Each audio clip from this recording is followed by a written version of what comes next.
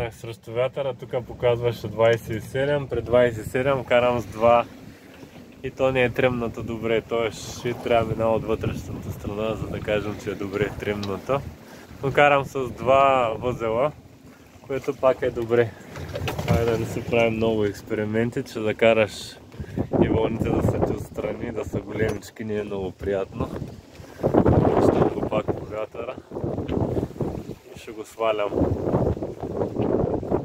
Само като резултат, то даже мисля, че се използва насочва животката с вятъра и горе-долу седиш и карва се да седиш, просто да държи срещу вятъра, не толкова да се обърне.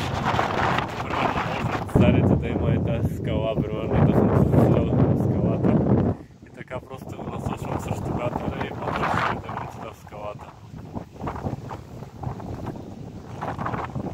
Иначе това си е добре, ето може да го пуснем и тя си върви. Не, връща се пак по-малко срещу вятъра, значи трябва да се държи по-малко. Но е добре, 27 възела, 25 се кара с 5 възела с тя малко по-ден.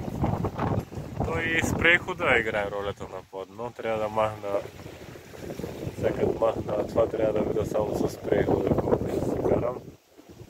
И така, вече тук като влеза след този нос, който е следващия, там е най-северния, тук тръгвам на юг и предполагам, че вятъра ще спре, ще намалее, защото вече самите носове ще ме прикриват. И така, слагаме тук автопилота Пенчо и отиваме да махаме Storm плътното.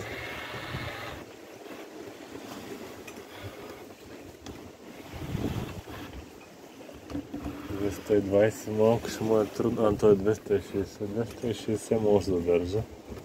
Не знам дали не може 250.